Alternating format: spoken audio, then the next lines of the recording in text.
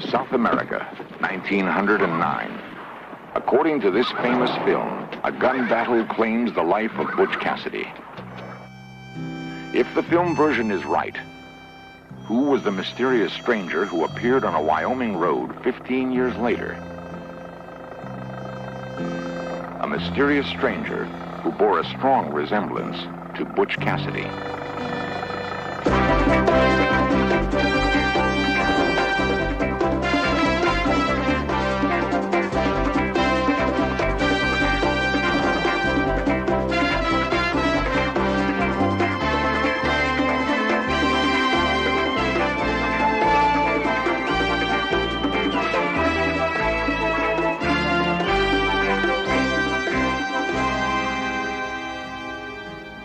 Much has been recorded of the life of Butch Cassidy, how he rode the outlaw trail with the notorious Wild Bunch. But mystery still surrounds his death.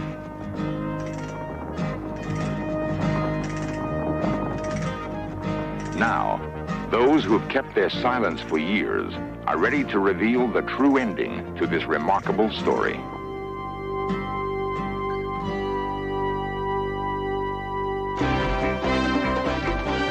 This series presents information based in part on theory and conjecture.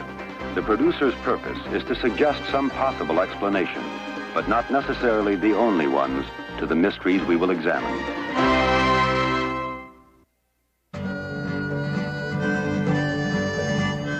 The vast panorama of the American West has always bred large legends. Tall tales abound of outlaws and lawmen who rode into history across the open landscape. Among them, Billy the Kid, Pat Garrett, Cherokee Bill, John Wesley Hardin, Wyatt Earp, and Blackjack Ketchum. Time and distance have clouded the truth, but one thing is certain. Few on either side of the law would venture here unless they knew the country well or had good reason to hide. It is August 13th, 1897. Bank robbery is not an unusual occurrence here. But these are no ordinary bank robbers. Known for their speed and daring, they're called the Wild Bunch.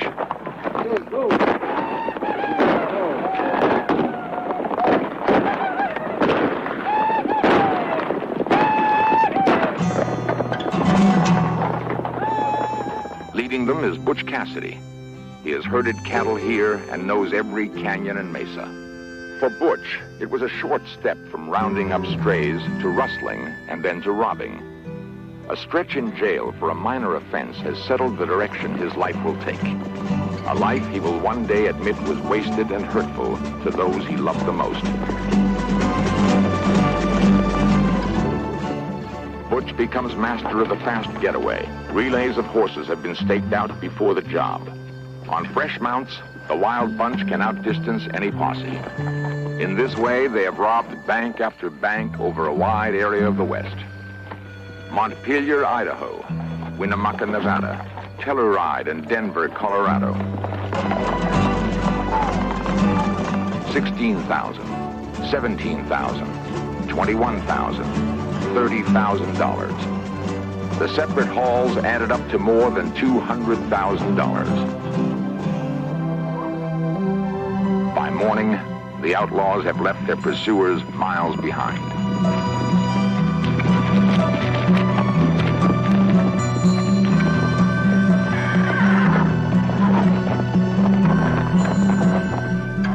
Expert horsemen, they climb the ridges into one of their several hideouts, the notorious Hole in the Wall, or the rugged area known as Robber's Roost. Here, safe from pursuit, a few men could hold off an army. They will rest up for the next job, confident that no lawman will follow them here. These rugged areas of Wyoming and Utah became fortress sanctuaries. Not only did bandits join Cassidy's gang, there were men who turned to rustling because they felt their independence was threatened by big cattle outfits crowding them off the public range. Into hidden canyons went stolen cattle, security against the excesses of the big ranchers. Butch Cassidy became a legend not only because of the mystery surrounding his death, but because his special character inspired a comparison to Robin Hood.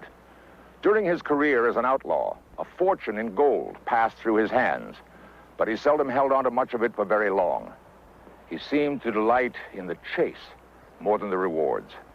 He gave money to ranchers and townspeople who were in need, and they, in turn, helped him with their silence. Today, ranchers in the area feel that Butch was one of them. An expert cowhand between robberies, he was respected for his hard work and skill.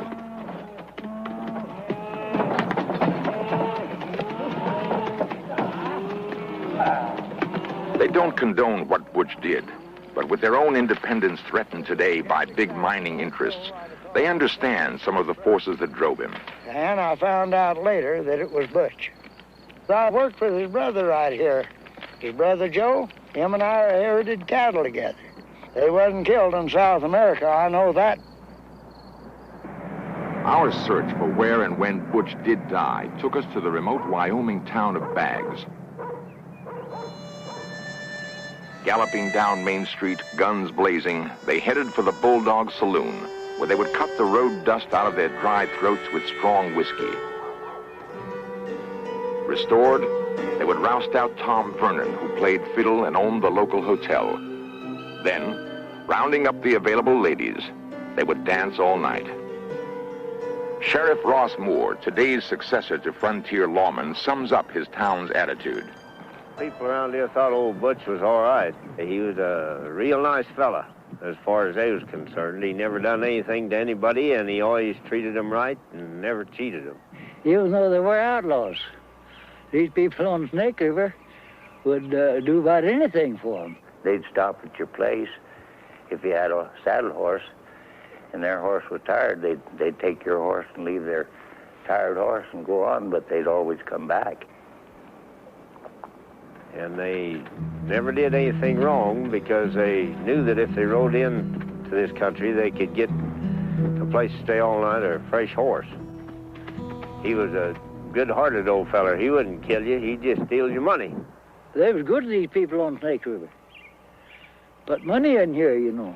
Damn it, they was all good guys. For the most part, outlawing was hard and dangerous work. As an outlaw's reputation grew, so did the odds of getting caught. Alan Pinkerton's powerful detective agency assigned famed manhunter Charlie Siringo to take on the Wild Bunch. Though only 5 feet tall, Siringo could rope, tie, and ride with the best of them. Having spent a lifetime on the Western Range, he was well equipped to track his quarry. The Wild Bunch reacted to this pressure by moving into another lucrative field, train robbing. With Butch's masterminding, they continued to prosper. The Denver and Rio Grande Railway, $8,000. The Colorado and Southern, $45,000. The Union Pacific, $55,000. The Union Pacific responded by forming a special train-borne posse, transporting horses in a baggage car. About this time, Butch started working more closely with Harvey Longabout, known as the Sundance Kid. They shared a wry sense of humor. One day, after a particularly good haul, Butch and Sundance posed for a family portrait with the rest of the gang. It was a joke that would backfire and force them to flee the country. Sporting store-bought clothes and new derbies were Cool Killer Harvey Logan, Polecat Bill Carver, and Butch's pal, Sundance. Butch could barely suppress a grin at what he thought was a private joke. However, the proud photographer displayed the picture in his window, where it was spotted the next day by an amazed but delighted Pinkerton detective, who spread the alarm. Hearing this and sensing their luck had run out, the bandits bought tickets on the very trains they once robbed. An elegantly attired trio, Butch, Sundance, and his girl, the beautiful Etta Place, headed for South America by way of New York. The big city in 1902 must have been a dazzling sight to these now rich but still countrified Westerners.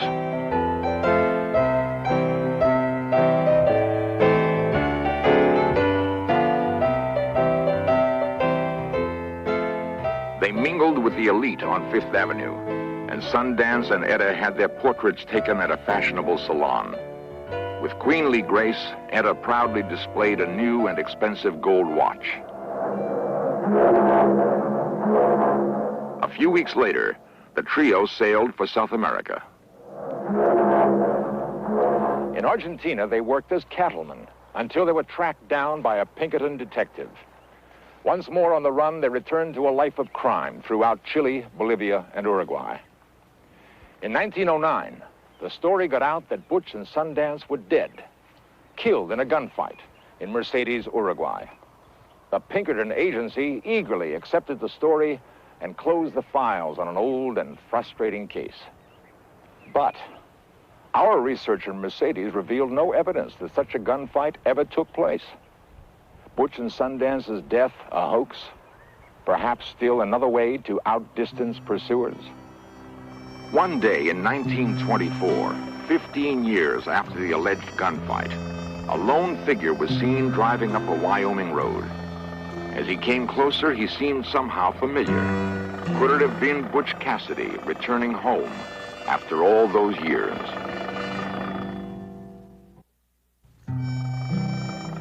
Many believe Butch Cassidy returned long after he was supposed to have died in a South American gunfight. Old Butch wasn't killed in South America. He came back here in 24, and my grandmother seen him and talked to him. So I know he was here. He stayed a day and a half and then left, but he was here and talked to everybody. He come back from there and went down in Utah. He stopped in Bags one night. He went up to some of these old places and visited before he left. So I know he's here in 24.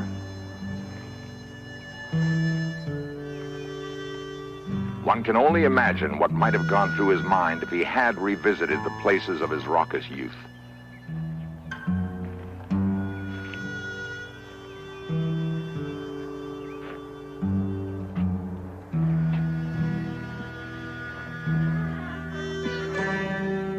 Most of his companions were gone.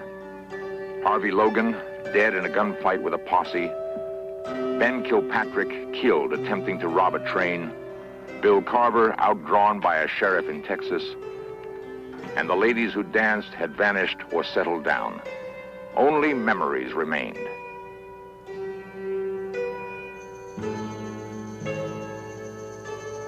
The memories live on in Bags. Recollections of those still alive who remember Butch's nostalgic homecoming.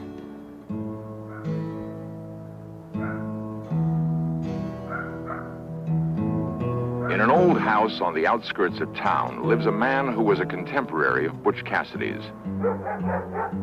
Now, Alfred Brazel is surrounded by his animals and his memories.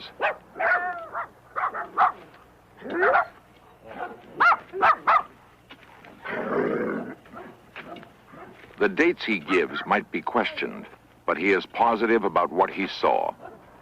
He was not killed because in 1916, as sure as I ever stand right here, that I seen him right here in this store. I seen him with my own eyes. Now, Butch had 3 pack horses and 1 saddle horse. They were tied right out and, right at the side of the store. And he said, Ed, that I want you to go and get me 3 or 4 quarts of whiskey. Ed says, why don't you do it? No, he said, I want you to go get it. And Ed only had to just step out at the door and go about 50 feet to the saloon. I'd seen him before. It wasn't the first time I'd seen Butch. Author-historian John Rolfe Burroughs has interviewed others who were even closer to Butch. I came through here in 1959 researching a story on the Wild Bunch. Among other people I talked to was Tom Vernon. Tom at that time was 80 years of age, but his mind was just as clear as a bell. And among other comments I happened to make at that time was that I had read an article by Arthur Chapman to the effect that Butch Cassidy had been killed in Bolivia, in South America. Tom looked me in the eye and he said, killed in Bolivia? He said, Butch came through here in the early 20s and stayed with me 2 days. We talked over the old times, said there's no mistake. I knew every one of the Wild Bunch well. Now an expert historian has found evidence placing Butch Cassidy in this building in the early 1920s. John Burroughs has still more support for his conclusion. I met a man in Rock Springs by the name of John Taylor, who had known Butch Cassidy when Butch Cassidy worked in the butcher shop in Rock Springs, and that's where Butch incidentally got his nickname. Mr. Taylor owned the Ford agency in Rock Springs, and he said one day he was out in the shop, and here came a Model T, and it was Butch Cassidy. This was in the early 1920s.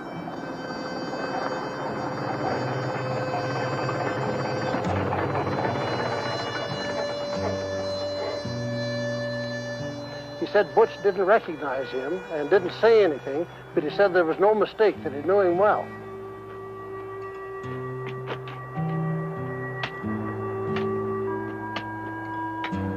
Another person who saw Butch after he returned from Bolivia, who knew him very well, was Josephine Bassett Morris. She was his girlfriend. In an old log cabin where she lived alone, Josephine Bassett talked with Burroughs in 1965. Still showing signs of the beautiful girl she had been, Josephine told him that one night in the early 1920s in Rock Springs, Wyoming, Butch and his old friend Elza Lay knocked on her door.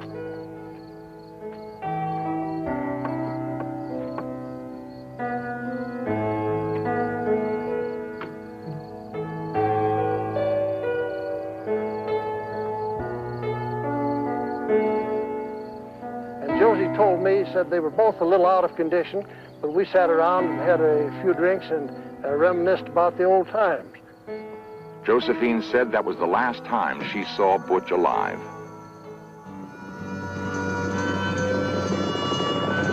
We had one more important stop to make, 300 miles away. In southwest Utah is the wild and beautiful country where Butch spent his childhood, where he learned to ride, where he roamed free, when his name was still Robert Leroy Parker, and he lived on the ranch his father homesteaded near Circleville. Lula Parker Bettinson, Butch's 93-year-old sister, remembers. When Butch came home, he went straight to the ranch, up at the Parker Ranch, because he thought we lived there.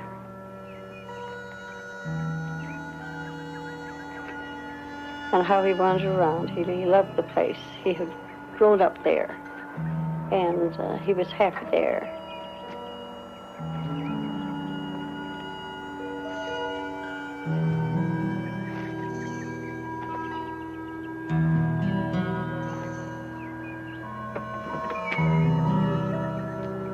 Disappointed to find no one there when he came to town.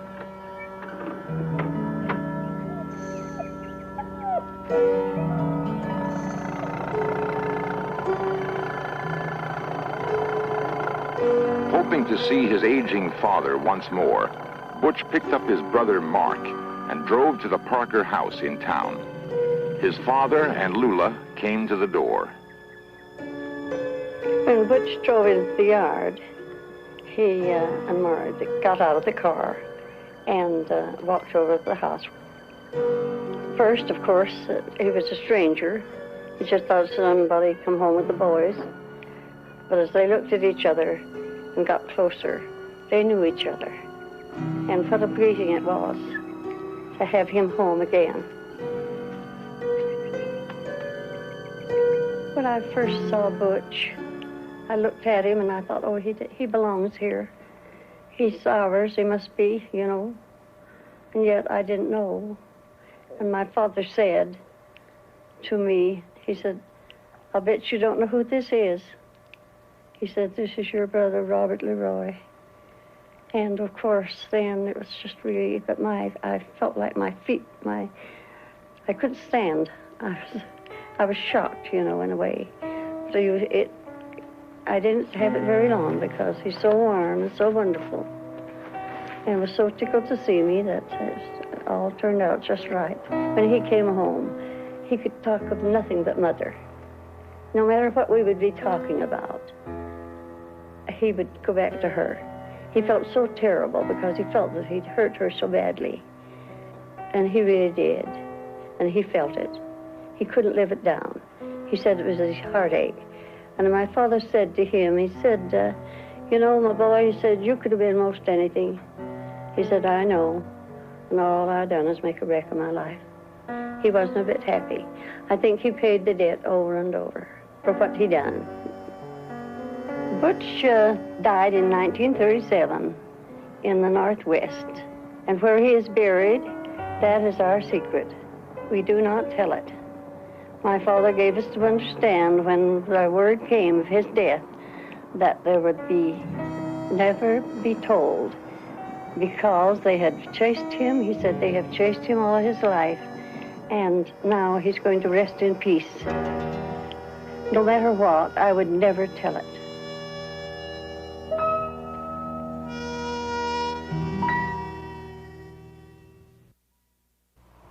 There are many theories about Butch's later years. In Billings, Montana, author Larry Pointer, after years of study, believes that this man, William T. Phillips, who moved to Spokane, Washington a year after Butch's supposed death, is Butch Cassidy. And the resemblance is remarkable. Phillips died in the Northwest in 1937, and his ashes were scattered over the Spokane River. An added irony is that for years, Phillips tried to sell the Butch Cassidy story to Hollywood. There were no takers. And what of Sundance and Etta? They seem to have disappeared completely from history. Only the legend remains. But legends die hard. We usually believe what we want to believe. Somehow we prefer to see Butch young and vigorous, falling in South America with guns blazing, rather than living out a mundane life. But wherever or whenever Robert Leroy Parker died, in our minds, he lives on as Butch Cassidy.